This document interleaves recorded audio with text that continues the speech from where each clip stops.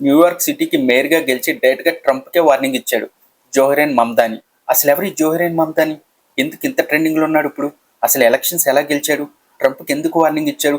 ఇవన్నీ క్లియర్గా ఈ వీడియోలో తెలుసుకుందాం. స్కిప్ చేయకుండా వాచ్ చేయడానికి ట్రై చేయండి. జోహ్రెన్ మమ్దాని ఈయన యుగాండాలో పుట్టి ఇండియన్ రూట్స్తో అమెరికాలో ఎదిగి ఇప్పుడు అమెరికాస్ మోస్ట్ పవర్ఫుల్ సిటీని నడిపించబోతున్నాడు. ఇది కేవలం ఒక ఎలక్షన్ అయితే కాదు, న్యూ జనరేషన్ పాలిటిక్స్ రెవల్యూషన్. ఈయన ఒక డెమోక్రటిక్ సోషలిస్ట్.